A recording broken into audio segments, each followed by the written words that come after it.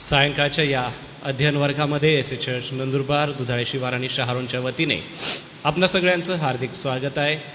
येथे उपस्थित असलेले सर्व सन्माननीय प्रियजन, यासोबतच जे ऑनलाईन ह्या शिक्षणाचा लाभ घेत आहे त्या सर्व प्रियजनांना प्रभू येशू ख्रिस्ताच्या गौरवी नावात सलाम सांगतो व आजच्या अध्ययनाला आपण प्रार्थनापूर्वक सुरुवात करूया. प्रियजन हो, आपण चौथ्या पुस्तकामध्ये आज 3ऱ्या सत्रापर्यंत येऊन पोचलेलो आहोत. हे अध्ययन माझा विश्वास आहे की आपल्या सगळ्यांच्या आध्यात्मिक वाढीसाठी नक्कीच उपयोगी असं होत आहे. एवढंच नव्हे तर पवित्र शास्त्राकडे बघण्याचा आपल्या सगळ्यांचा दृष्टिकोन त्याद्वारे नक्कीच बदललेला आहे. याद्वारे आपल्या वैयक्तिक आणि मंडळीच्या आध्यात्मिक वाढीमध्ये नक्कीच प्रगती होत आहे.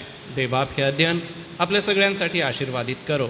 यासाठी प्रशिक्षक म्हणून सेवा करीत असताना सन्मान्य डॉक्टर रेव्हरेंड जी जयकर पाळक साहेब यांना प्रभुदेवबाप कृपापूर्वक, कारण की जे अध्ययन ते आम्हापर्यंत घेऊन आलेले आहेत त्यासाठी पुष्कळ वाचन आहे, अध्ययन आहे आणि जे मोलवान आहे, महत्त्वाचं असं आहे, जी तत्त्व आहेत ती आम्हाला ह्या 1 तासामध्ये सर्व शिकवणं हे जरी अवघड असलं तरी परमेश्वर देवबाप त्यांना कृपा पुरवत आहे.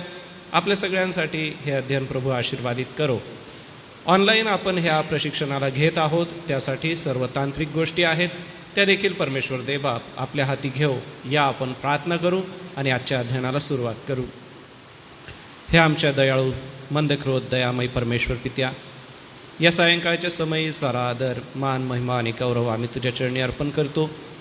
प्रिय देवबापा, ह्या विश्वासाच्या तत्वांना शिकवून आम्ही आमच्या वैयक्तिक जीवनाची वाढ करून घेत आहोत, सोबतच मंडळीच्याही आध्यात्मिक जीवनामध्ये यामधून जी प्रगती दिसून येते त्यासाठी आम्ही आभार मानतो.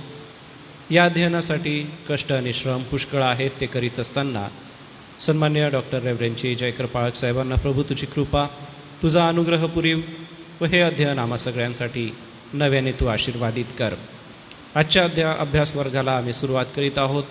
तुझ्या गोड आणि सुमधुर नावात आम्ही याची सुरुवात करतो. प्रभू तुझी कृपा दे, तुझ्या पवित्र आत्म्याची मोकळीक आम्हाला दे व देवबापा ह्यातील तत्त्व शिकून आम्ही स्वतः बलवान बनावं, मंडळीलाही आध्यात्मिक वाढीमध्ये चालवावं, यासाठी तुझी कृपा आम्हाला पुरेव. सर्व तांत्रिक गोष्टी दयाळू देवबापा तू आपल्या हातामध्ये घे. वाचं होणारं हे सर्व अध्ययन प्रक्षेपण प्रभू आशीर्वादाचं होऊ दे. ही प्रार्थना धन्य तारणारा प्रभू येशू ख्रिस्त याच्या गोड आणि सुमधुर नावात केली म्हणून तो ऐक. आमेन. आमेन. आपल्या सगळ्यांच्या उपस्थितीमध्ये मी सन्मान्य डॉक्टर रेव्हरेंड जी जयकर पाळक साहेबांचं स्वागत करतो व अध्ययनासाठी पुढील वेळ मी त्यांच्या हाती देतो.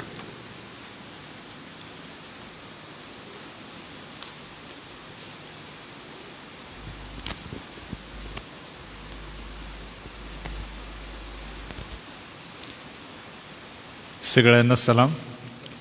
एक पद आपण गाऊ. माझ्याबरोबर तुम्ही या जेथे असेल तेथे म्हणू शकता मराठीमध्ये. मधाच्या रुचीपेक्षा देवाचे वचन गोड आहे मनुजा. मधाच्या रुचीपेक्षा देवाचे वचन गोड आहे मनुजा. आणि जास हे वचन प्रिय आहे ते होतील सुखी सदा. मधाच्या रुचीपेक्षा देवाचे वचन गोड आहे मनुजा. फार जुन्या पदापैकी एक. बालपणी विशेषतः जेवणाच्या वेळेला आम्ही शिकलो. आणि हे कुठून शिकलो आम्ही? जेव्हा हॉस्टेलच्या मुलांची जेवणाची वेळ होत असे तेव्हा ते सर्व गात असत आणि शेजारी जवळच आम्ही राहत होतो. तर ते ऐकून ऐकून नंतर संडे स्कूल मोठं झाल्यावर आजही अतिशय गोड हे पद आहे. आणि खरोखर ज्याचा असा विश्वास आहे देवाचं वचन मधापेक्षा गोड आहे ते सुखी होतील, सदा सुखी होतील. देवबाप करो आजचं मनन, आजचा अभ्यास, आपले सर्वांचे विचारांची देवाणघेवाण देव आशीर्वादित करो. आजचा जो विषय आहे त्या विषयाचं महत्त्व हे आहे, वचने 4च आहेत, परंतु विषय गंभीर आहे. आपल्याला आपल्या पिढीमध्ये या विषयाला चांगल्या प्रकारे समजून घेण्याची फार गरज आहे. सेवक वर्गाला सर्वात जास्त याची गरज आहे. कारण मंडळ्या आणि मंडळ्यांची जोपासणं त्यांच्या हातात आहे. आणि जर त्यांना हे कळलं नाही, काही सत्य समजले नाही, मंडळातील परिवार कधीच त्यांची जडणघडण करू शकणार नाहीत, त्यांचा विकास होणार नाही, त्यांची वाढ होणार नाही. म्हणून काही सूचना मी देईन जे इंटरनेटचा वापर करतात त्यांनासुद्धा, की त्यांनी जर त्या वेबसाईटवर जाऊन काही गोष्टी समजून घेण्याचा प्रयत्न केला तर माझी खात्री आहे निश्चितच त्यांना जे मी सांगत आहे तेच नाही, परंतु त्यांना अधिक ज्ञान या विषयाबद्दल मिळेल. आजचा जो विषय आहे आपल्या कुटुंबातील सवयी सुधारणे. मागे आपण आपल्या वैयक्तिक सवयींबद्दल बोललो की पहिली तत्वे आपण का शिकावीत, तर त्याचा हेतू हा आहे की ती आपण प्रत्येकाने आपल्या जीवनाला लागू करून आपल्या जीवनाला आकार त्या तत्वांनी द्यावा, आपली जडणघडण व्हावी, आपण पुढे जावं, देवाच्या राज्यासाठी लायक अशी प्रजा आपण बनावं. आजचा धडा जो आहे किंवा आजचा आपला मुख्य जो विषय आहे तो कुटुंबांच्या काही सवयी. त्या सवयी पवित्र शास्त्रामध्ये प्रेषित पौलाने ज्या परिच्छेदांचा वापर केलेला आहे त्यामधून आपण घेणार आहोत. सर्व अभ्यासाला वेळ नाही, कारण त्याच्या 13 पत्रांमधून आपल्याला ते घ्यावं लागेल. परंतु परिवाराच्या सवयींना समजण्यासाठी हा शब्द लिहून घ्या. त्याला घरगुती मजकूर जो शब्द आहे आपल्या लिखाणामध्ये, पुस्तकांमध्ये, घरगुती मजकूर कंसामध्ये इंग्रजीत किंवा मराठी देवनागरीत तुम्ही लिहू शकता. House hold text, house hold text कंस पूर्ण. काही असे परिच्छेद पौलाने वापरलेले आहेत जे कुटुंबांच्या जडणघडण होण्यासाठी उपयोगी ठरतील असं पौलाला वाटलं होतं आणि त्याने त्याची नोंद केलेली आहे. बऱ्याचदा या कौटुंबिक मजकुरांचा किंवा तत्वांचा आपण अभ्यास न केल्यामुळे म्हणा, कोणी आपल्याला शिकवलं नाही म्हणून म्हणा, किंवा आपल्याला जमलं म्हणून म्हणा, आपण कुठेतरी त्याचा वापर करून घेतो. संडे स्कूलमध्ये करून घेतो, तरुण संघात करून घेतो, विवाह आला विवाहात करून देतो, काही अर्पण असली करतो, किंवा काही वेळेला दुःखाचे प्रसंग आले तर करतो. आणि हे कशासाठी आहे याचा सारासार विचार आपण न केल्यामुळे आपण कोणीतरी बोललं, कोणीतरी सांगितलं, पुढे वयानुसार आपण त्याचं अनुकरण करत जातो. परंतु आपल्या अभ्यासामध्ये या परिच्छेदांना पौलाच्या भाषेमध्ये आपण काय म्हणतो, घरगुती मजकूर किंवा गृहसंहिता किंवा हुस्टाफेल, किंवा आपण म्हणतो त्याला हाऊस होल्ड टेक्स्ट. प्रत्येक कुटुंबाला घडवण्यासाठी यहुदी आणि ख्रिस्ती मंडळीमध्ये काही शिक्षण आणि तत्वज्ञान होतं, समाज विज्ञान होतं, मानसशास्त्र होतं, गृहाची रचना, लग्न, मुलांचा जन्म होणे, मुलांचं वयात येणे, मुलांचे विवाह ठरणे, मुलांचं कामधाम, है ना, अशा अनेक त्यांचे जीवनाचे टप्पे होते. आणि ह्या प्रत्येक जीवनाच्या टप्प्यासाठी यहुदी आणि प्रारंभिक ख्रिस्तीची मंडळी या घरगुती मजकुराचा वापर करत होतं. म्हणून तुम्हाला माझी नम्र विनंती आहे की आपल्या अतिरिक्त अध्ययनामध्ये तुम्ही यहुदी साहित्य संपदेचा वापर करायला शिका. फारच विलक्षण सत्य त्यामध्ये तुम्हाला मला शिकायला मिळतात. फक्त कोणती वेबसाईट किंवा कोणती शिक्षण व्यवस्था त्याच्यातली योग्य आहे याची निवड करणंच आवश्यक ठरतं. परंतु तुम्ही त्याच्यामध्ये एक आहे की रब्बी किंवा जे धर्मगुरू होते त्यांची साहित्य संपदा आहे, त्याला इंग्रजीमध्ये रब्बायनिक लिटरेचर असं म्हणतात. त्याच्यामध्ये तालमुद आहे, मिद्रश आहे. ते मागच्या 2 वर्षापूर्वी मी तुम्हाला ते दिलं होतं की 12 प्रकारचं साधारणपणे खंड वेगळ्या वेगळ्या कामासाठी म्हणा, व्यवहारासाठी म्हणा, जगण्यासाठी म्हणा त्यांनी निर्माण केलेले आहेत. म्हणजे तोरा किंवा मोशेच्या नियमशास्त्राव्यतिरिक्त देण्यात आलेलं शिक्षण आणि लिहून ठेवलेली तत्त्वे त्याच्यामध्ये तुम्हाला आणि मला आढळतात. म्हणून गृहरचना प्रारंभिक ख्रिस्ती मंडळीमध्ये जी आली आणि ती टिकली याचं कारण काय होतं तर तिचा आधार त्या यहुदी मतवादावर अवलंबून होता. आणि त्यात मग पौल आल्यानंतर त्यालाच पौलाने घेतलं आणि देवाने दिलेल्या प्रगटीकरणानुसार शिक्षणानुसार पौलाने ते परिच्छेद लिहून मंडळीला पाठवले. जसं आज आपण इफिस 6 1, 2, 3, 4 वचनं वाचणार आहोत आणि पौल त्या परिच्छेदामध्ये तेच करत आहे ते आपण बघणार आहोत. म्हणून खाबाद करून जी यहुदी वेबसाईट आहे ती एक अतिशय चांगली आहे, ज्याच्यामध्ये विविध प्रकारचे जगप्रसिद्ध तत्त्वज्ञानी ह्यावर भाष्य करतात. तुम्हाला जमलं तर ते तुम्ही जरूर बघा. तुम्हाला खूपच म्हणजे मार्गदर्शन त्यामध्ये मिळेल. आपण जे बोलतो परिवाराबद्दल, लेकरांबद्दल, नवरा बायकोबद्दल, चांगल्याबद्दल आणि त्यांच्या वाईटाबद्दलही, तर बऱ्याचदा आपल्या समजुतीप्रमाणे आपण बोलत आहोत किंवा आपल्या संस्कृतीप्रमाणे आपण बोलत आहोत.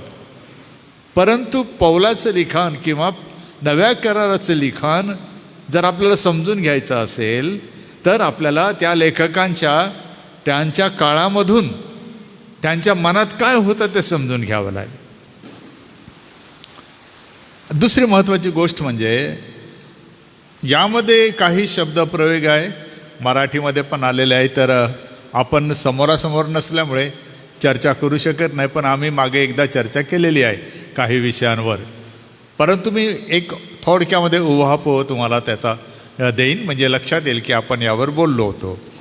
चला थोडंसं आपण आता आपल्या घरगुती मजकुराकडे किंवा कुटुंबाच्या सवयी म्हणजे काय. आणि 2000 वर्ष झाली येशू ख्रिस्तानंतर यहुद्यांमधूनच ख्रिस्ती लोक वेगळे झाले. तरी सर्वात मोठी आश्चर्याची गोष्टी की यहुदी कुटुंब टिकली, 2000 वर्षे टिकली. ती एकाच बापाची एकाच घराण्याची लेकरं म्हणून आजही जगतायत. तर ह्याचं काय कारण आहे.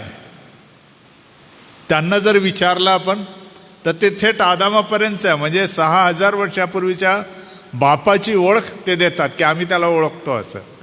आपल्याला 2-3 आजोबा पंजोबा झाले तर पुढचा माहीतच नाही कोण आहे. ख्रिस्ती मंडळीची अवस्था, ख्रिस्ती शिक्षण घेतलेल्या विद्वानांची अवस्था या प्रकारे आहे. आपल्याकडे असा कोणीही नाही की जो कुटुंबांचा इतिहास लिहून ठेवत आहे परिवारांप्रमाणे की ह्याचा मुलगा हा, त्याचा मुलगा हा, त्याचा मुलगा हा, त्याचा मुलगा हा. बऱ्याच समाजामध्ये कोणीतरी त्या प्रकारचं लिखाण करून जतन करतात. लोक त्याला पैसे देतात कारण त्याचा उदरनिर्वाह त्यावर होतो आणि त्याच्याकडे जाऊन ते नोंद करतात आम्हाला एक मूल झालं बरं का. मग तो त्या पिढ्यांच्या त्याच्या खात्यामध्ये रकान्यांमध्ये तो माहिती भरत राहतो कायम. मग वारशाने त्याची लेकरं किंवा कोणाला तरी ते सोपून तो पुढच्या पिढीशी नोंद घेत जातो. आपल्या इथे फार कठीण झालं. चला, मान्य आहे की आपल्याकडे मिशनरी होते, त्यांनी नोंदी केल्या, आपण लक्ष दिलं नाही, हे झालं, मान्य आहे. त्याचे दुष्परिणाम आपल्याला दिसत आहेत. परंतु आपल्याला काय शिकायचं आहे की जेव्हा कुटुंब व्यवस्था म्हटली जाते, ही कुटुंब व्यवस्थेचा काहीतरी आधार आहे. आणि हा आधार म्हणजे त्या कुटुंबाची जी तत्वे, त्यावर त्यांची जडणघडण होणे आवश्यक आहे. या शास्त्रभागाकडे चला आपण वाचू आणि मग आपण आरंभ सुद्धा करू आपल्या अभ्यासाला. लेखक पौल काय म्हणतो? मुलांनो, प्रभूमध्ये तुम्ही आपल्या आईबापांच्या आज्ञेत राहा, कारण हे योग्य आहे. आपला बाप व आपली आई ह्यांचा मान राख, यासाठी की तुझे कल्याण व्हावे व तू पृथ्वीवर दीर्घायू असावे. अभिवचन असलेली हीच पहिली आज्ञा आहे. बापांनो, तुम्ही आपल्या मुलांना चिरडीस आणू नका. काही शास्त्रभाग आहे चिडीस आणू नका. तुम्ही आपल्या मुलांना चिरडीस आणू नका, तर प्रभूच्या शिस्तीत व शिक्षणात त्यांना वाढवा.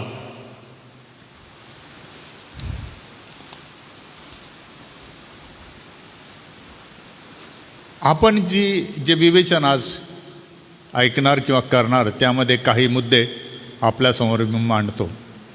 पहिली गोष्ट आपण यावर लक्ष देणार की कुटुंबामध्ये आवश्यक असणाऱ्या सवयींवर आपण विचार करायला पाहिजे. कुटुंबामध्ये असणाऱ्या सवयी. दुसरी गोष्ट, कुटुंबातील लेकरांना विश्वासात प्रशिक्षित कसे करावे यावर आपण विचार करायला पाहिजे. लेकरांना विश्वासात म्हणजे कशात? प्रथम तत्वे यामध्ये, मूलभूत शिक्षणामध्ये. तिसरी गोष्ट, अंतःकरणाच्या विशिष्ट सवयींची आपल्याला आवश्यकता आहे तर का आहे? ही आवश्यकताची पूर्ती कशी होईल, कोणत्या प्रकारे होईल? आणि जर ही तत्वे आपण शिकतो तर त्या तत्वांच्या आधारे कुटुंबीयांना त्या तत्वांवर चालायला शिकविणे. आपली जबाबदारी काय? कुटुंबांना शिकविणे. आणि कुटुंबांची जबाबदारी काय? या प्रथम तत्वांचं शिक्षण घेणे. दोन्ही गोष्टी समांतर आहेत. एका बाजूला आपण शिकवलं पाहिजे, दुसऱ्या बाजूला कुटुंबांनी शिकलं पाहिजे.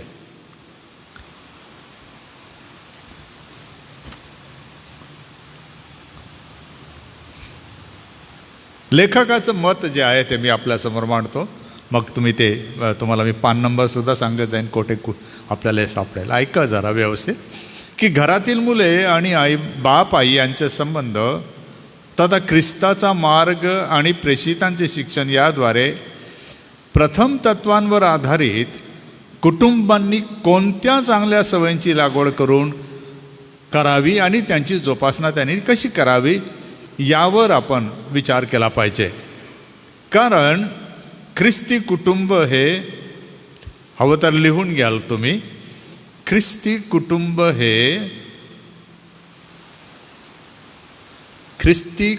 हे दृश्य शुभवर्तमान आहे.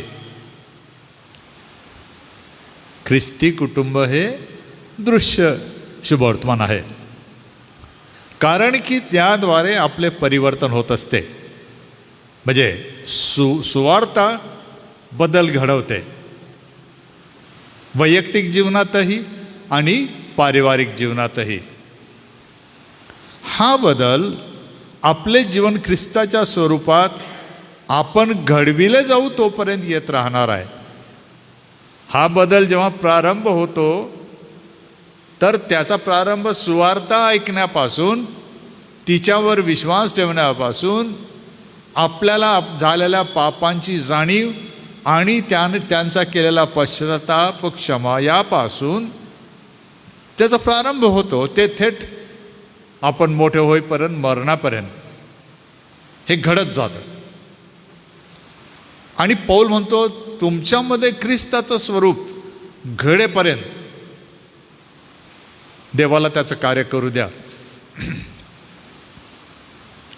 असं का व्हायला पाहिजे? कारण वैयक्तिकरित्या प्रभू येशू ख्रिस्ताने जशी खंडणी भरली तुमच्या माझ्या मोबदल्यामध्ये, तशीच खंडणी त्याने कुटुंबाच्या मोबदल्यात सुद्धा भरलेली आहे. हे आपण विसरता कामा नये. कुटुंबाला हे समजण्याची आवश्यकता आहे की येशूने त्यांना सुद्धा खंडून घेतलेलं आहे आणि त्या खंडणीमुळे त्या कुटुंबावर कोणाचा अधिकार आहे? प्रभू येशू ख्रिस्ताचा. याला उलट आपण जाऊया. प्रभू येशू ख्रिस्ताचा कुटुंबावर अधिकार आहे, म्हणजे आईबापावर अधिकार आहे, लेकरा बाळांवर अधिकार आहे. अगोदर 5व्या अध्यायात गेलं तर पती पत्नीवर अधिकार आहे. नंतर पुढे 6व्या अध्यायाच्या 5व्या वचनापासून पुढे गेलं तर दास आणि धनी यांच्यावर अधिकार आहे. कारण काय? की येशू ख्रिस्ताने यांना, पती पत्नीला, आईबाप लेकरांना आणि दास आणि धन्यांना काय केलं आहे?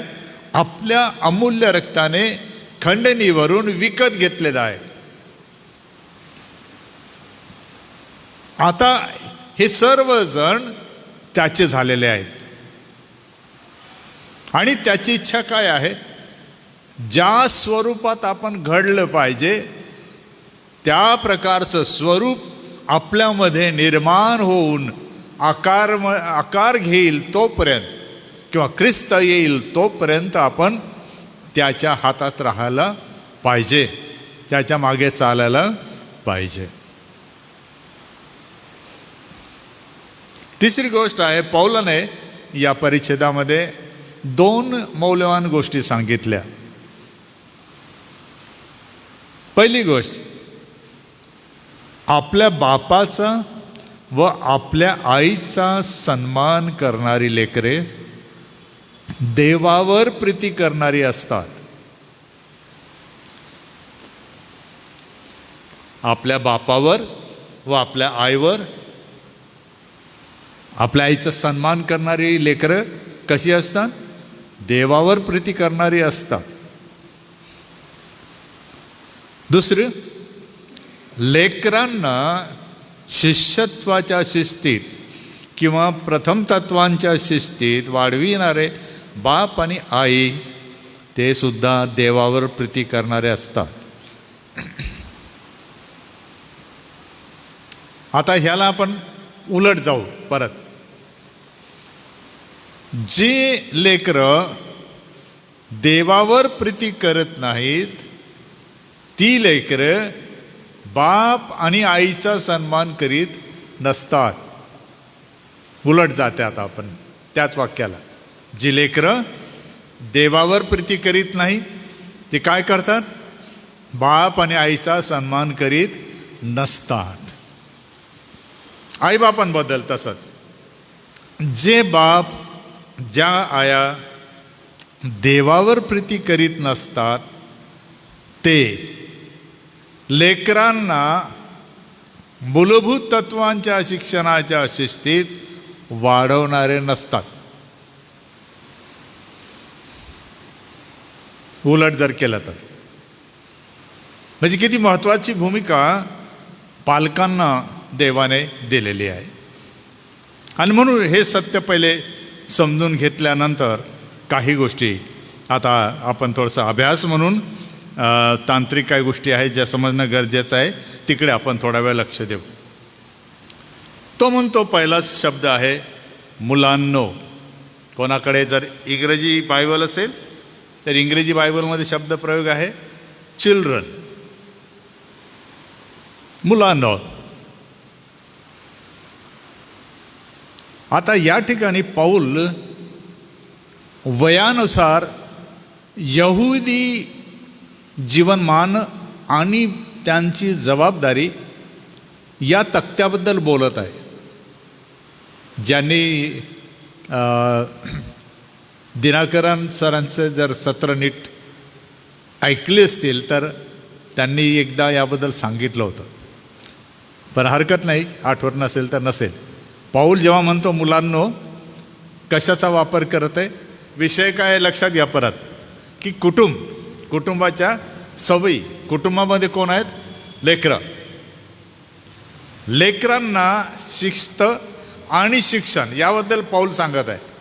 काय सांगत आहे तर तो त्यांना येथे लिहिलेलं जरी नाही तरी त्यांच्या वयोमानानुसार लेकरं आणि त्यांच्या जबाबदाऱ्या याबद्दल बोलत आहे.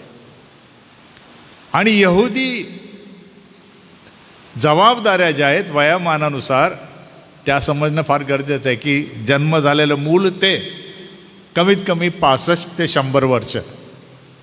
65 म्हणजे शेवट होता त्यांच्या समजुतीप्रमाणे, परंतु ते आता 100पर्यंत आपण धरू शकतो. पण 0 ते 65 या वयोगटामध्ये येणाऱ्यांना म्हणजे यहुदी स्त्री आणि पुरुषांना त्यांच्या वयाप्रमाणे काही जबाबदाऱ्या होत्या, शिस्तबद्ध शिक्षण देण्याच्या घेण्याच्या आणि त्यानंतर व्यवसायाच्या, कुटुंबाच्या, लेकराबाळांच्या आणि समाजाच्या. त्याबद्दल पाऊल सांगत आहे. तसाच दुसरा शब्द तिथे 4थ्या वचनात आहे, मुलांना. हे 2 शब्द तिथे त्याने घेतलेले आहे. मुलांनो, यहुदी संकल्पना काय आहे मग मुलांची? कोणता वयोगट असायला पाहिजे? जेव्हा आपण मुलं म्हणतो, त्याच्यामध्ये लग्न झालेली मुलं,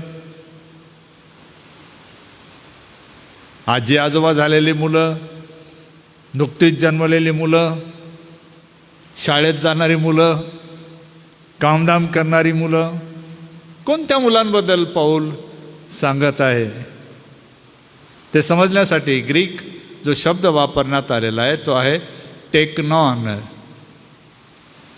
टेक्नॉनमध्ये मुलं आणि मुली दोघं मिळून येतात. आणि या मुलांचा आणि मुलींचा वयोगट जो आहे तो 0 ते 13. लिहून घ्या तुम्ही हे, कारण हे तुम्हाला पुढे अभ्यासायचं आहे. ही जी यहुदी वयोमानानुसार असणारी जी व्यवस्था आहे समाजाची, ती फार महत्त्वाची ख्रिस्ती मंडळीने समजून घेण्याची. आपल्याला ती माहीत नसल्याने आपण खूप गडबड करतो. परंतु मी जेव्हा अवलोकन केलं, बऱ्याच गोष्टी आपण त्याच पद्धतीने करतो, पण बऱ्याच जणांना ते माहीत नाही, असं पण झालेलं आहे. त्याच्यामध्ये एक आहे नामकरण विधी. पुष्कळदा नाव केव्हा ठेवलं जातात? अर्पणाच्या वेळेला, कधी 2 वय झाल्यावर किंवा 3 वय, त्याला थानतुटी म्हणतात. मूल दूध पिण्याचं थांबतं तेव्हा, किंवा बाप्तिस्मा घेतो तेव्हा, किंवा वय 12 झाल्यावर. त्याला बारसं म्हणतात का काय मला माहीत नाही, त्याला नामकरण विधी म्हणतात. तुम्हाला आठवतं कोण होता की जो वयाच्या 12 नंतर गायब झाला, दिसलाच नाही, तो थेट 30व्याच वर्षी दिसला? प्रभू येशू ख्रिस्त. असं का झालं असेल? विचार करण्यासारखी गोष्ट आहे. तो मुलगा होता, तो तरुण नव्हता. आला तेव्हा 30 वर्षाचा तरुण होता, परंतु जेव्हा त्याने घर सोडलं असं गृहीत धरूया. काही लोक म्हणतात तो भारतात आला होता, असेल नसेल मला आपला तो विषय नाही. परंतु वयाच्या 12व्या वर्षी तो वादविवाद करताना, मोठ्या लोकांशी चर्चा करताना दिसतो मंदिरामध्ये सणाच्या वेळेला, बरोबर? त्याचा अर्थ काय आहे? त्या वयामध्ये शिक्षण मुलांना इतकं चांगल्या प्रकारे दिलं जात होतं की ती मुलं वयस्कर म्हणजे शिकलेल्या लोकांबरोबर चर्चा करू शकत होते. त्याचा अर्थ त्यांच्या बुद्धीला आकार देण्यात आलेला होता, जडणघडण झाली होती. आईबाप लेकरांना पाठवत होते. आईबाप स्वतः लग्नाअगोदर तरुण होते, लग्न करून लेकरं झाली, त्यांनी आपल्या लेकरांना सांगितलं की तुम्ही जा आणि शिका. कशाला असं झालं? कारण आईबाप शिकले म्हणून त्यांना माहीत होतं की एक मूल जन्माला येईल तेव्हा कोणत्या टप्प्यामध्ये त्या मुलाला काय करायला पाहिजे आहे. म्हणून मूल हा जो शब्द तिथे आलेला आहे, मुलांनो कोणता वयोगट आहे तिथे? 0 ते 12 किंवा 13 लागतं. बघा काय सांगितलेलं, कितीतरी गोष्टी आहेत. या वयामध्ये असणाऱ्या मुलांना काय सांगत आहे पाऊल. दुसरा शब्द प्रयोग आहे आई बाप, आणि वचन 2 आणि 3 मराठीत एकत्र आलेलं आहेत. तिथे आलेलं आहे बाप आई. हे मी सांगितलं होतं मागे असं का व्हावं. पहिल्या वचनात आहे आई बाप, बरोबर, आणि दुसऱ्या तिसऱ्या वचनात मराठीमध्ये आपला बाप आपली आई. असं कसं काय झालंय? पाऊल एका बाजूला वरती आईबाप म्हणतो किंवा भाषांतर करते आईबाप म्हणतात, खाली पहिले बाप आहे नंतर आई आहे, वरती पहिले आई आहे नंतर बाप आहे. असं का असेल?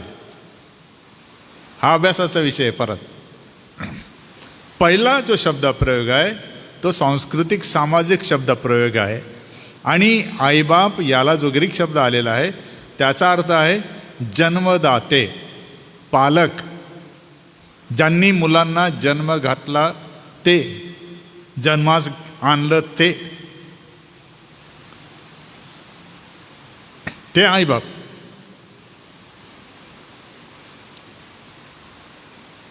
म्हणून आईबाप आला.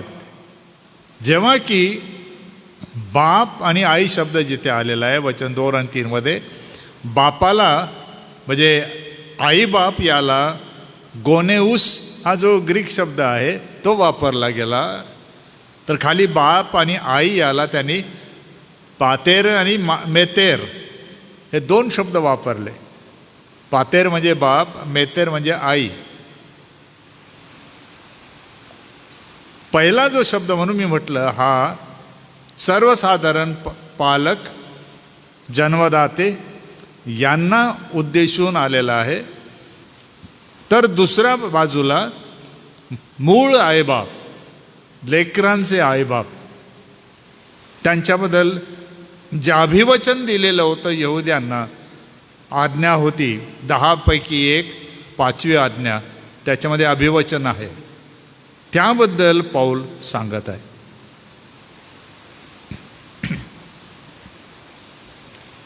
पहिली गोष्ट काय करायला सांगत आहे पाऊल मुलांना? पहिलं तत्व, मुलांनी काय करायचं आहे? 0 ते 13 मध्ये असणाऱ्या वयोगटातल्या मुलांना आपल्याला काय शिकवायचं आहे? कोणतं तत्व शिकवायचं आहे? आज्ञापालन. कोणाचं आज्ञापालन? आपल्या आईबापांचं आज्ञापालन. शाळांमध्ये आपल्या गुरूंचं आज्ञापालन करतो आपण. धर्मविश्वासानुसार आपल्या देवाचं आपण आज्ञापालन करतो. त्याच प्रकारे कुटुंब व्यवस्थेमध्ये आपल्याला आपल्या आईबापांच्या आज्ञेमध्ये राहायला पाहिजे आहे, त्यांच्या आज्ञा आपण पालन करायचे आहे असं पाऊल सांगतो. आता प्रतिप्रश्न करूया परत. आईबाप केव्हा लेकरांना आपल्या आज्ञेमध्ये राहण्यासाठी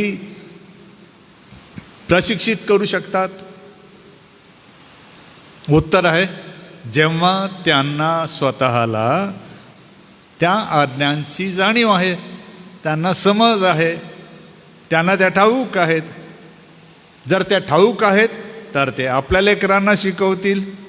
त्यांना त्या समजल्या आहेत तर लेकरांना समजून सांगतील. त्यांच्यावर त्यांचा विश्वास आहे तर त्या मुलांना शिस्तीत वाढवतील. कारण व्यवहारामध्ये तडजोड चालते, कधी कधी विश्वासात तडजोड होत नाही.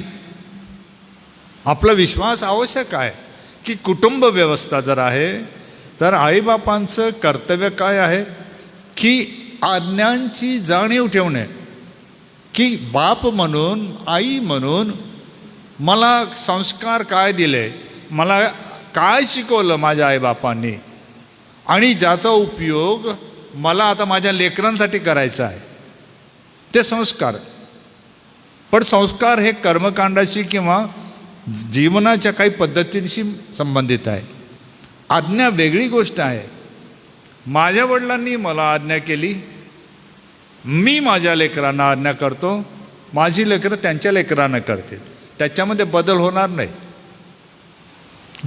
एका पिढीने दुसऱ्या पिढीला जोपासायचं असेल, घडवायचं असेल तर ते जे एकाने दुसऱ्याला द्यायचं आहे ते देणाऱ्याला स्वतःला माहीत पाहिजे की मला माझ्या लेकरांना काय द्यायचं आहे.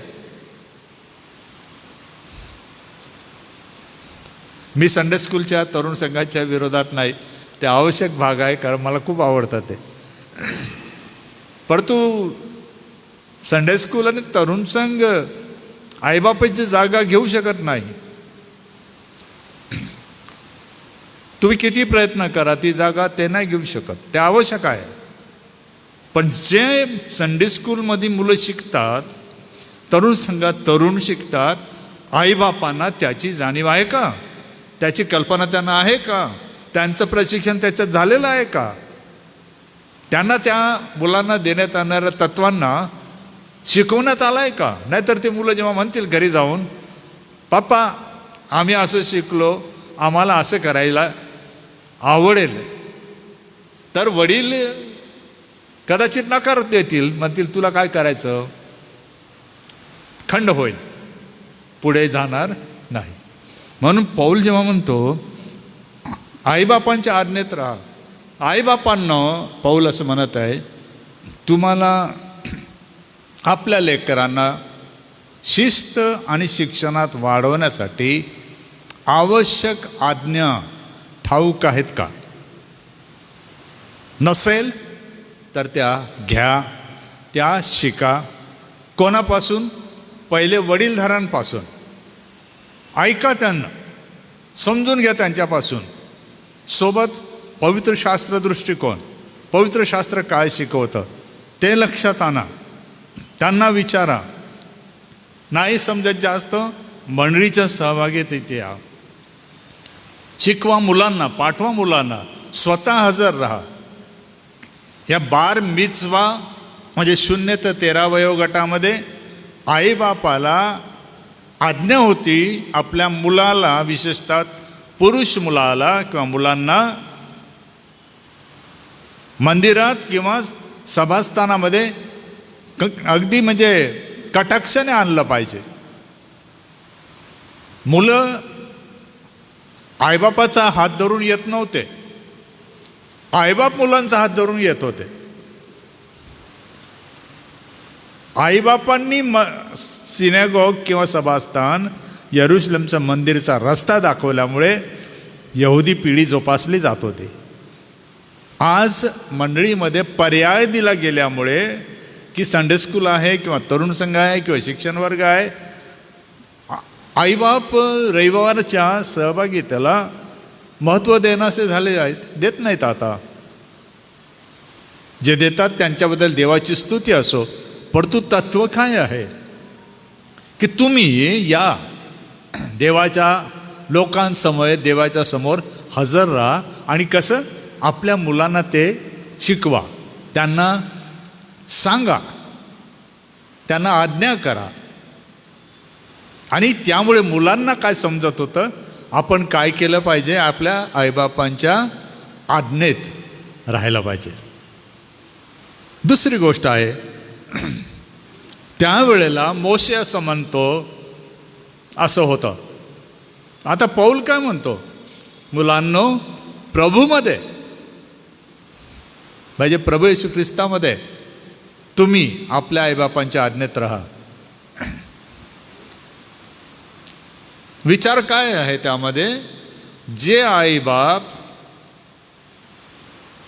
प्रभू येशू ख्रिस्तामध्ये नाहीत तारण पावलेले नाहीत, नवा जन्माचा अनुभव नाही, देवाचं भय धरून पवित्र नीतिमान जीवन जगत नाहीत, ते आपल्या मुलांना आज्ञेमध्ये कसं काय सांभाळतील, ठेवतील, कसं काय राखतील, मुलं कसं काय त्यांच्याकडे आदर्श म्हणून पाहतील. ही एक बाजू झाली. परंतु दुसरी बाजू अशी पण आहे की मुलांना परवानगी दिलेली नाही की तुमचे आई बाप प्रभूमध्ये नाहीत म्हणून तुम्ही त्यांचं बिलकुल ऐकायचं नाही, असं काही सांगितलेलं पण नाही. सकारात्मक पावलाचं शिक्षण आहे, तुम्ही राहा, आज्ञेमध्ये राहा. कशामुळे? प्रभू येशू ख्रिस्तावरील विश्वासामुळे आईबाप पवित्र झालेले आहेत, जुनं जीवन गेलेलं आहे, ते अशक्त असतील, परंतु प्रभू येशू ख्रिस्तामध्ये जर असतील तर त्या ख्रिस्तामधील त्यांच्या अस्तित्वामुळे त्यांना प्रभू येशू ख्रिस्ताच्या आज्ञा शिकणं आवश्यक आहे. आणि ते जर माहीत नाही, लेकरांना सांगू शकत नाही. प्रभूमध्ये आज्ञेत राहा म्हणजे काय? जो मूळ शब्द आहे त्याचा अर्थ असा आहे, लेकरांनो, तुम्ही आपल्या आईबापांनी जे आज्ञा पिलं ते काळजीपूर्वक ऐका आणि त्यांचं पालन करा.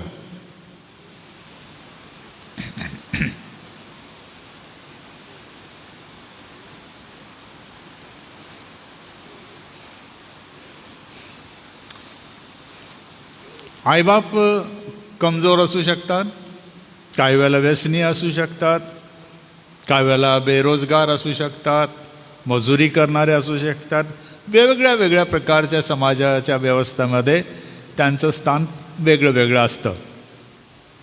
परंतु जेव्हा प्रभूमध्ये लेकरांनी विचार करायचा आहे तर त्याने हा विचार करायचा, मी का आज्ञेत राहायला पाहिजे, का मी आपल्या आईबापाचं काळजीपूर्वक ऐकलं पाहिजे आणि त्यांच्या आज्ञेचं पालन केलं पाहिजे, प्रभूमुळे मी करायला पाहिजे. आणि मला असं वाटतं असे पालक जरी असले तरी ऐकणारा पाहिजे, बदल येतो.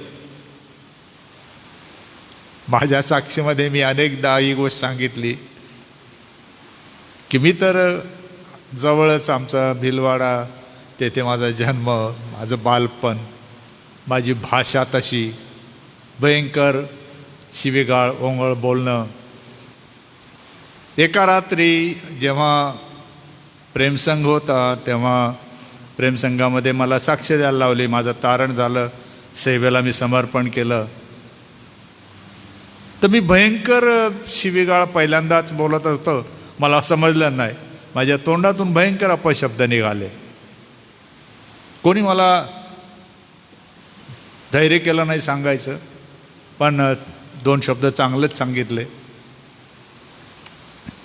माझं एक जवळचा होता, रस्त्यावर त्याने मला नेलं, बिडी पेटवली आणि मला सांगितलं, मला मुन्ना म्हणत, मुन्ना भैया तुझं सर्व चांगलं आहे, भाषा एवढी शिवीगाळ पूर्ण आहे, चांगलं नाही, तुला हे बदलावं लागेल. तेथेच मी माझं समर्पण भाषेसाठी केलं आणि देवाला म्हटलं, मला चांगली भाषा दे, ही माझ्या तोंडातली शिवीगाळ काढून टाक. आणि तो बदल आला. मी त्या माझ्या जवळच्या आप्ताचं मी फार आभार मानतो आयुष्यामध्ये. तो होता, आयुष्यभर तो बिडी प्याला असेल, माझ्यासाठी देवाने त्याचा उपयोग केला माझी भाषा सुधारावी म्हणून. मी सांगत नाही आहे म्हणून बिडी प्या, ते नाही म्हणत आहे. काही वेळेला ख्रिस्तामध्ये प्रभूमध्ये असणारे काही लोक अशक्त, व्यसनाधीन, कमजोर असू शकतात, आईबापा समान वडीलधारी माणसं असू शकतात, परंतु लेकरांनी त्यांच्याकडे त्या व्यवहाराकडे जास्त न बघता देव तुम्हाला काय सांगतोय ते ऐका आणि काळजीपूर्वक ऐका आणि त्याचं पालन करा. पौलाचा शब्द त्या प्रकारचा आहे की असं करा. पुढची गोष्ट, आज्ञेत राहा, पहिली गोष्ट. दुसरं आहे मान राख.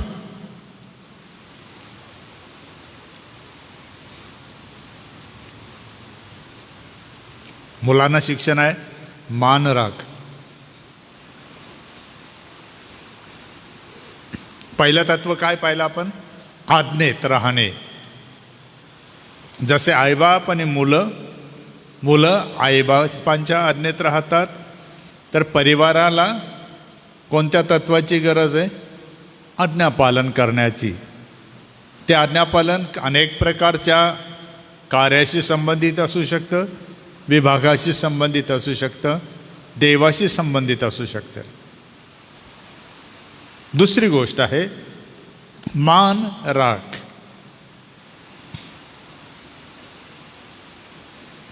मूळ अर्थ आहे किंमत करा, मोल लावा, भाव करा.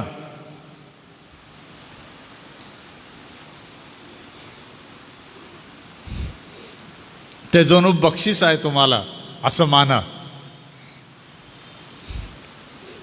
मान करा म्हणजे काय? त्यांना शिरसावंद्य म्हणतात मराठीमध्ये. सर्वात श्रेष्ठ स्थान तुमच्या समोर तुमच्या बापाचं आणि आईचं असू द्या. म्हणजे त्याचा अर्थ असा नाही की देवाचं स्थान त्यांना द्यायचं आहे, परंतु यहुदी परंपरेनुसार परिवाराची रचना आणि देवाची निर्मिती म्हणजे स्त्री आणि पुरुष यांची कुटुंब व्यवस्था ही देवाने जशी निर्मिती केली त्याच प्रकारची निर्मिती आहे असं समजतात. त्याला इतकी किंमत देतात परिवाराला की परिवार म्हणजे काय? ज्या प्रकारे देवाने निर्मिती केली तसं या जगामध्ये मानव जातीमध्ये परिवार काय करतो? निर्मिती करतो. इतकं मूल्यवान ते आहे.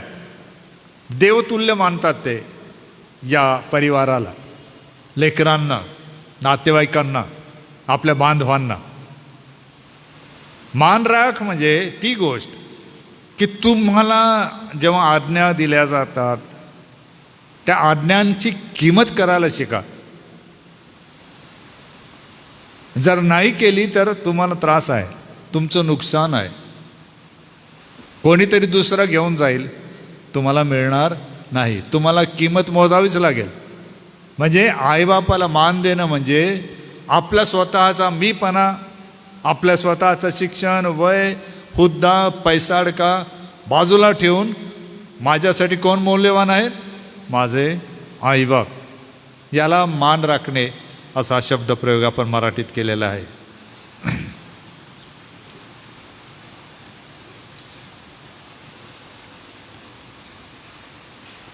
जेव्हा आपण आज्ञापालन करतो, पहिलं आज्ञापालनाचं तत्व, मान राखण्याचं तत्व. परिवारामध्ये आईबाप, मुलं एकमेकाचा मान सन्मान कसे करतात यावर तो परिवार समजला जातो की किती शिष्टाचाराने वागणारे लोक आहेत, है ना. ते आवश्यक आहे. आपण कुठेही सुरू करू शकता परत, कारण ह्याची गरज आहे. मुलांना जरी लिहिलेलं आहे, पुढे आपण बापाबद्दल बोलणारच आहोत. परंतु मला तुम्हाला एक गोष्ट यामध्ये अधिक सांगायची आहे, ती ही की पौल म्हणतो पहिल्या वचनामध्ये, जर तुम्ही असं करता तर तो म्हणतो हे काय आहे? योग्य आहे. मराठीमध्ये शब्दप्रयोग मागे पुढे आहेत, परंतु ते मी जुळून देण्याचा प्रयत्न करतो. जेव्हा तुम्ही आज्ञा पाळता, मान राखता, देवाच्या दृष्टीने काय आहे? योग्य आहे. मानवाच्या दृष्टीने काय आहे? योग्य आहे. समाजाच्या दृष्टीने योग्य आहे.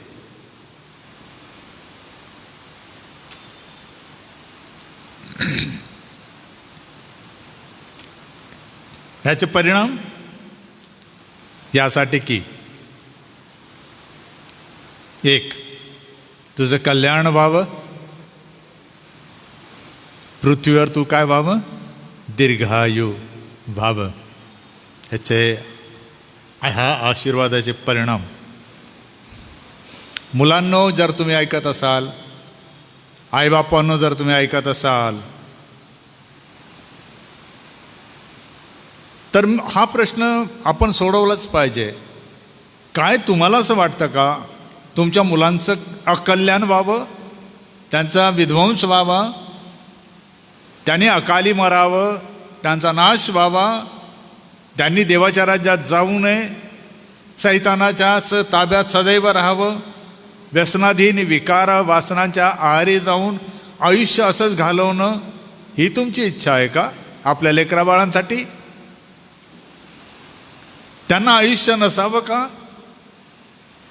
मुलांना जर आयुष्य हवं असेल तर काय करावं लागतं आई बापाला? नीट लक्ष द्या, काळजी घ्या. बघा, तुमच्यामुळे तुमच्या मुलांचं आयुष्य कमी तर होत नाही ना. विशेषतः मुली उपेक्षित राहतात. तुम्ही मुलींकडे लक्ष देत आहात की नाही? काळजी घ्या. ही मुलं केव्हा कल्याण पावतील? केवळ आज्ञापालन केल्याने, केवळ मान दिल्याने का? नाही. तुम्हाला जर त्याची अपेक्षा असेल, माझ्या मुलांनी माझ्या आज्ञापालन कराव्या, माझ्या मुलांनी माझा मान सन्मान करावा,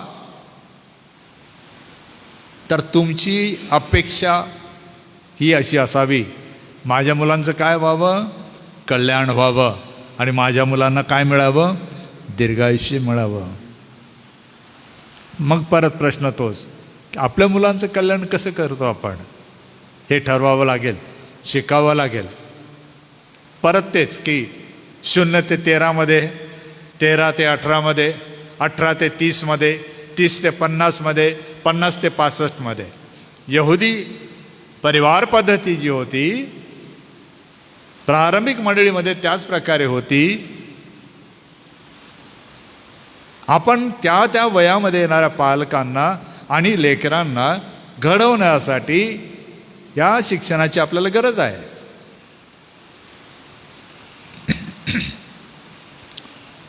वचन 4,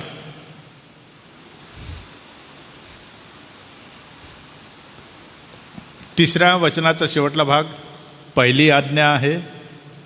तर पहिली आज्ञा आहे म्हणजे 10 आज्ञांमधली पहिली आज्ञा नाही, ती खरी तर 5वी आज्ञा आहे. परंतु कशाची पहिली आज्ञा आहे ती? अभिवचन असलेली. तर वाचताना जरा खबरदारी घ्याल, नाहीतर तुम्ही म्हणाल पहिली आज्ञा तर माझ्यासमोर तुला अन्य देव नसावेत, ही पहिली आज्ञा आहे. तुम्ही म्हणाल पाऊल कसं का म्हणतो पहिली आज्ञा आहे? पहिली आज्ञा म्हणजे आशीर्वाद वचन असलेली पहिली आज्ञा. त्याची नोंद ठेवा. आता बापांनो,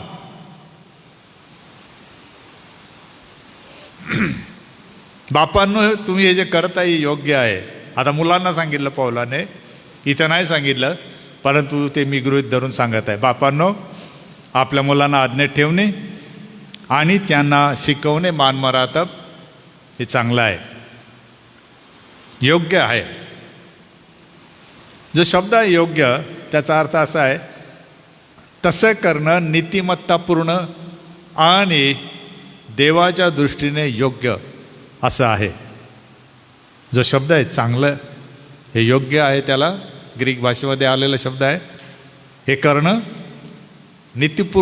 नीतिमत्तापूर्ण आहे. हे वागणं देवाच्या दृष्टीने योग्य आहे. बापांनो, पौल त्या 2 शब्दांच्या मध्ये सांगतो, तुम्ही पुढचं जर करता तर हे सुद्धा योग्य आहे. काय योग्य आहे? पहिली गोष्ट, मुलांना चिरडीस, काही ठिकाणी चिडीस असे 2 शब्द मराठीचे आहेत. जवळजवळ सारखाच अर्थ समजून चालू आहे आपण, तुम्ही त्यांना आणू नका. चिरडीस आणणे म्हणजे अकारण राग येईल असं काही करू नका.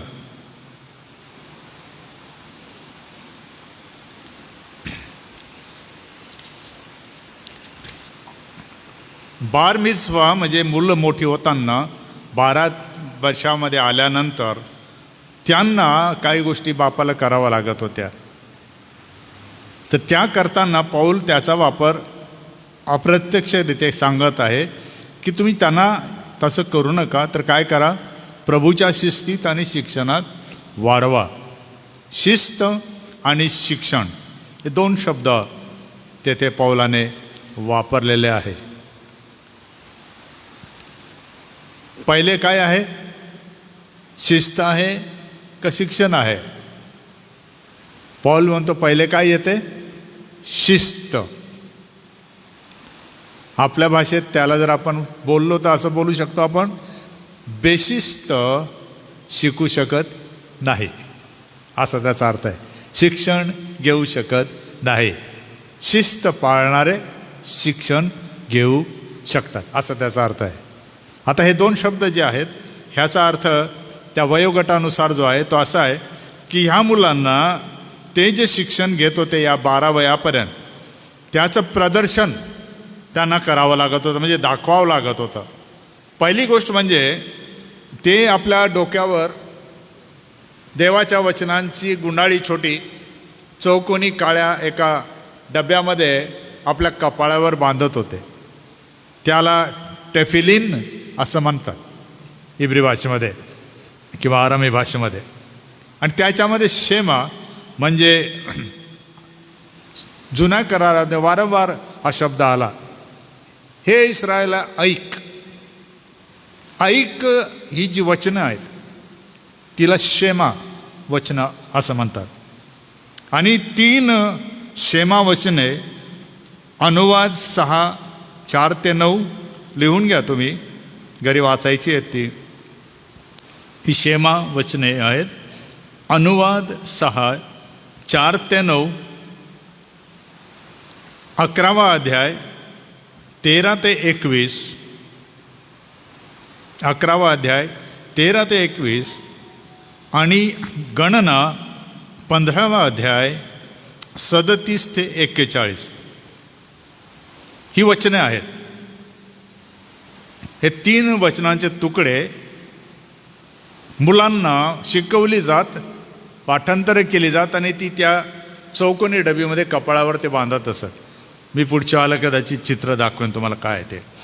दुसरी महत्त्वाची गोष्ट होती की आपल्या विश्वासाला कबुली ते देत असत.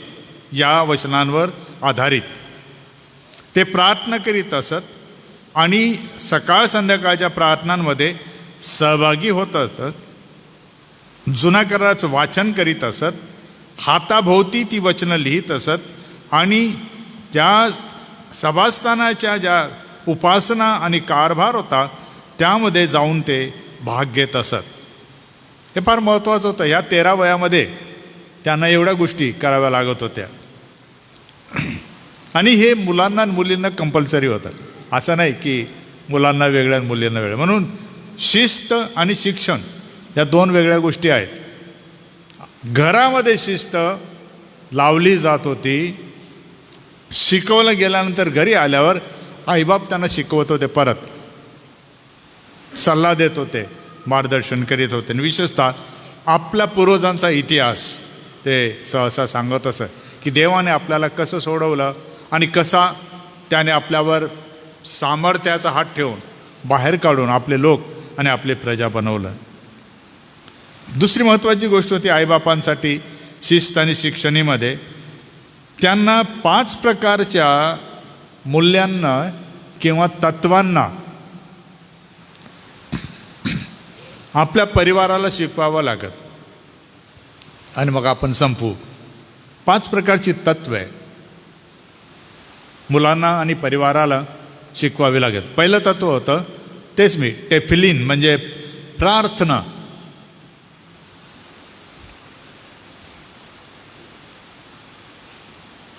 दुसरं तत्व होतं नीतिमत्व.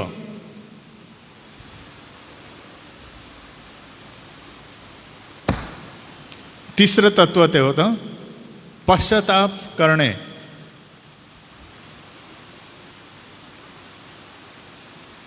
चौथं तत्व होतं जगाला दुरुस्त करणे. म्हणजे पापामुळे निसर्गसुद्धा देवाने त्याला दंडित केलं किंवा शाप आला किंवा पाप आलं, त्यामुळे निसर्गसुद्धा प्रभावित झाला. आपलं काम काय? नुसता समाज म्हणजे मानवी समाजालाच दुरुस्त करायचं नाही आहे, संपूर्ण जगाला आपली जबाबदारी आहे दुरुस्त करणे, व्यवस्थेमध्ये आणणे, त्यांना घडवणे.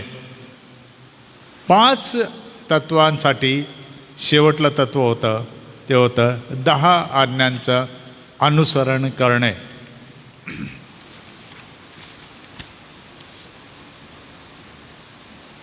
आता विचार करा, ही 5 तत्वे 5 विषय झाले. चौथं जगाला दुरुस्त करणे. शेजारी, वातावरण, नद्या, झाडे. म्हणून इस्रायल देशाची भूमी जे लोक पाहून येतात आज ते म्हणतात काय कमाल आहे, ओसाड जमीन अगदी फलवान झालेली आहे. मग हे कसं काय झालं? मी हे पण ऐकलं की ज्याला इस्रायल देशामध्ये जाऊन राहायचं आहे, म्हणजे जर तो त्या वंशापैकी एक आहे, तर त्याला घर दिलं जातं आणि जमिनीचा तुकडा दिला जातो. त्याला पैसे दिले जात नाहीत. त्याला सांगितलं जातं हे कसावं लागेल, तुला पीक काढावं लागेल, ह्याच्यावर तुला कमाई करावी लागेल, खावंही लागेल आणि दुसऱ्यांना द्यावंही लागेल. अशा प्रकारे ते करतात. तर तुम्ही जर बघाल, असं मी ऐकलं अनेक जण जे जातात की सुंदर त्यांनी मशागत केलेली आहे, अगदी बखळ जमिनीसुद्धा प्रेक्षणीय स्थळे झालेली आहेत. त्यांचं तत्व आहे ते. आता तुम्ही विचार करा की पौल जेव्हा म्हणतो शिस्त आणि शिक्षण, तर त्याचा अर्थ काय सांगत आहे तो मंडळीला? तुम्हाला माहिती आहे का ही तुमची मूल तत्वे आहेत, तुम्ही ही शिकली पाहिजेत आणि आपल्या मुलांना काय केली पाहिजे? शिकवली पण पाहिजेत. तुम्हाला देवाने बोलावलं आहे, नेमलं आहे, त्यांना तुम्ही नुसतं शिकू नका, त्या शिक्षणामध्ये त्यांना काय करा असं म्हटलं आहे, वाढवा. हा अभ्यास त्यासाठी आहे. पुन्हा एकदा आठवणीसाठी कृपा करून हा अभ्यास बायबल स्टडी नाही, आपण करतो पवित्र शास्त्राचा अभ्यास, पण कोणता दृष्टिकोन आहे आपला? आपल्या स्वतःचं जीवन, आपल्या कुटुंबाचं जीवन, आपल्या मंडळीतील समाजाचं जीवन, परिवारांचं जीवन, याची येशू ख्रिस्ताच्या मूलतत्वांवर जडणघडण व्हावे, मंडळींची जडणघडण पुन्हा व्हावी, मंडळीचा विकास आणि मंडळीची वाढ व्हावी. आणि जर हे व्हायचं असेल तर ही जे हाऊस होल्ड टेक्स्ट, घरगुती मजकूर पौल वापरून आपल्याला सांगत आहे की आपल्याला सवयी लावायच्या आहेत. तर तो कोणत्या सवयींबद्दल बोलत आहे? जेथे दिल्या त्या. घरामध्ये मुलांना आज्ञापालन करायला शिकवणे, मान सन्मान शिकवणे, मुलांनी त्याप्रमाणे वागणे, वर्तणे. नंतर आईबापांनी 5 प्रकारच्या गोष्टी करणे, जेणेकरून पुढचा समाज जो आहे, येणारी पिढी जी आहे ती जोपासली जाईल. आपल्याला जर ही तत्वे समजली नाहीत, आपण जर ती ऐकली नाहीत, त्यानुसार जर आपण वागलो नाही, शिकवलं नाही लोकांना, तर कशी काय जडणघडण होईल? कसा विकास होईल? कशी वाढ होईल? म्हणून हा अभ्यासक्रम जो आपण फार विचार करून केलेला आहे, या अभ्यासक्रमाकडे कृपा करून फार कटाक्षाने लक्ष द्या. काही जणांना आपलं समर्पण केवळ याच कामासाठी ते करावं लागेल, सेवेकऱ्यांना, की मंडळीचे परिवार घडलेच पाहिजे, व्यवस्था सुधारलीच पाहिजे, लेकरा बाळांना प्रभूच्या भयात आणि सद्गुणात वाढवण्यासाठी प्रयत्न केलेच पाहिजे. फार मोठी जबाबदारी आहे आणि देवाला मी धन्यवाद देतो एस चर्च त्यांच्या नेतृत्वासाठी, सर्वांसाठी. त्यांना हे वाटलं की चला एकदा पुन्हा प्रयत्न करू.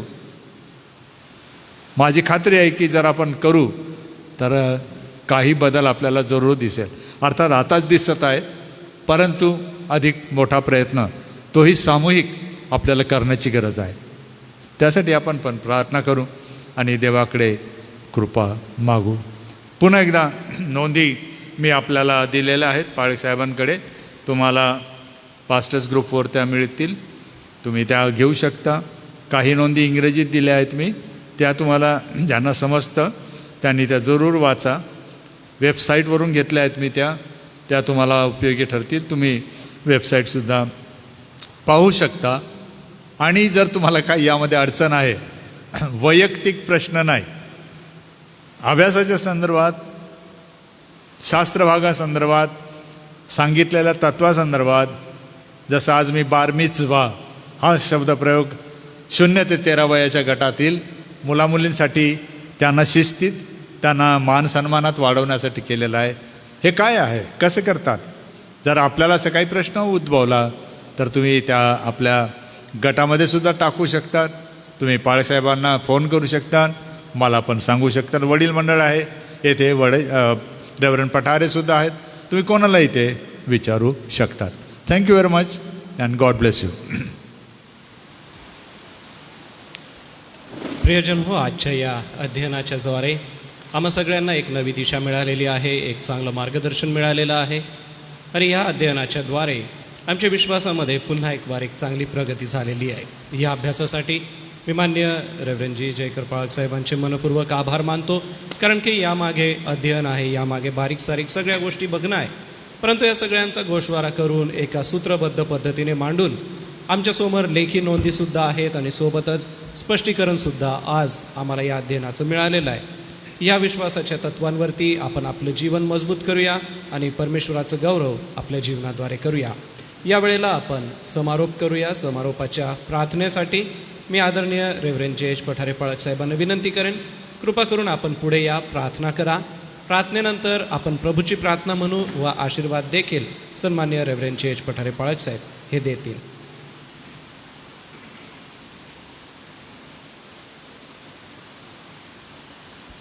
आमच्या गौरव प्रभू, आम्ही तुला धन्यवाद देतो.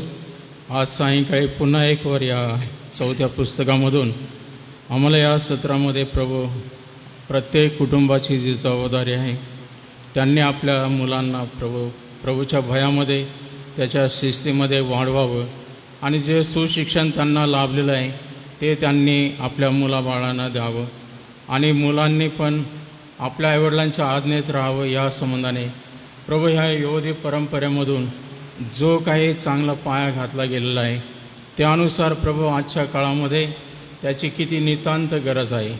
संत पौलाने या नवीन समाजरचनेमध्ये प्रभू त्याला अति महत्त्व दिलं आणि जो आम्ही अगदी गौण समजतो असा हा वयोगट आणि या वयोगटाकडे प्रभू किती कटाक्षाने प्रभू बारकाईने लक्ष देणं गरजेचं आहे. ते आज पुन्हा नव्याने या वचनांमधून आम्हाला समजू दिलं. आम्ही तुझे आभार मानतो. आमच्या काउन्सिलच्या मंडळांनी पण प्रभू या गोष्टी संडे स्कूलमध्ये, घरामध्ये आतापर्यंत केलेल्या आहेत आणि म्हणूनच आज ही पिढी स्थिर आहे. तरी पण प्रभू या काळामध्ये आम्हाला त्याची नितांत गरज आहे की देवावर प्रीती करणं, त्याच्या आज्ञा पाळणं हे आईवडिलांचं कर्तव्य आहे. त्यांनी आपल्या मुलाबाळांना प्रीती करून त्यांना देवाच्या भयात, त्याच्या आज्ञेत त्यांनी वाढवावं, हे किती महत्त्वाचं आहे. आणि म्हणून प्रभू हे सुशिक्षण घराघरामध्ये जाऊ दे. प्रभू आज आम्ही ही पुस्तकं फक्त अध्ययन म्हणून नव्हे, परंतु आमच्या रोजच्या नित्याच्या आचरणामध्ये ते यावेत. म्हणून प्रभू आम्हाला पुन्हा एक वार नव्याने पवित्र आत्म्याच्याद्वारे त्याचं मार्गदर्शन कर, त्याचं महत्त्व समजू दे. आणि प्रभू हा अभ्यासक्रम सर्व तुझे दास प्रभू सोडवत असताना प्रभू हे पाठ्यपुस्तक म्हणून नव्हे, पण रोजचं जीवन चेहरा त्यांनी जगण्याचं प्रभू हे पुस्तक ठरवावं. म्हणून प्रभू या पुस्तकाच्याद्वारे सर्वांचे अंतचक्षु तू उघड. प्रभू आज आम्ही तुला धन्यवाद देतो. विशेषतः आमचे प्रभू जे प्रशिक्षक आहेत, तुझे दास रेव्हरंड जी जयकर पाळसाहेब, त्यांच्याबद्दल धन्यवाद देतो. ते इतकं मन लावून प्रभू या शिक्षणामध्ये अगदी तल्लीन होऊन ते प्रभू नव्याने आम्हाला मार्गदर्शन करत असताना ते नीट समजून यावं ही आमची प्रार्थना आहे. प्रभू, या प्रत्येक गोष्टी प्रत्येक सेवकाला समजू दे आणि त्याप्रमाणे मंडळीमध्ये देखील त्यांनी आपल्या गटांना व्यवस्थितपणे शिकवण्यासाठी आणि या गटांमधून प्रभू अनेकांनी आपल्या कुटुंबात आपल्या दैनंदिन जीवनात त्याचं लागूकरण करण्यासाठी प्रभू या अध्ययनाचा उपयोग होऊ दे. पुन्हा एक वार तुला धन्यवाद देतो, तुझ्या नावाला मानमहिमाने गौरव देतो, कारण तू थोर आणि चांगला प्रभू आहे. त्या तुझ्यावर आम्ही प्रेम करावं, तुझ्या आज्ञा पाळाव्या आणि आशीर्वादित व्हावं. म्हणून प्रभू तू आम्हाला या शिक्षणाच्याद्वारे तू विशेष आशीर्वादित कर. पुन्हा एक वार आजच्या या सायंकाळच्या मन्नामध्ये जे हजर आहेत त्या सर्वांना आशीर्वाद दे. तारणाऱ्या प्रभू येशू ख्रिस्ताच्या नावाने मागतो म्हणून तो आहे. आमेन. आमेन. स्वर्गातील पित्या, तुझे नाम पवित्र मानले जाओ, तुझे राज्य येऊ, जसे स्वर्गात तसे पृथ्वीवरही. तुझ्या इच्छेप्रमाणे हो. आमची रोजची भाकर आज आम्हास दे, आणि जसे आम्ही आमच्या ऋणास ऋण सोडितो तसेच तू आमच्या ऋणांपासून सोड. आणि आम्हास परीक्षेत आणू नकोस, तर आम्हास सर्व वाईटापासून सोडी. कारण की राज्य, सामर्थ्य आणि गौरव ही सर्व काळ तुझीच आहे. आमेन. आणि आता आपला तारणारा प्रभू येशू ख्रिस्ताची कृपा, देवबापाची प्रीती आणि पवित्र आत्म्याची गोड संगती या अध्ययनामध्ये जे विद्यार्थी म्हणून भाग घेत आहेत त्या सर्वांबरोबर, जे आमचे प्रशिक्षक आहेत त्या तुझ्या दासाबरोबर, आणि प्रभू आमच्या एस.ए. चर्चच्या सर्व मंडळांबरोबर, देवाची मंडळी आणि इस्रायल राष्ट्र याबरोबर आता आणि सदा सर्व काळ असो. आमेन. आमेन. या रात्री ईश्वरा तू मजला सांभाळ, आयुष्यभर राखी तो कराव प्रतिपाल.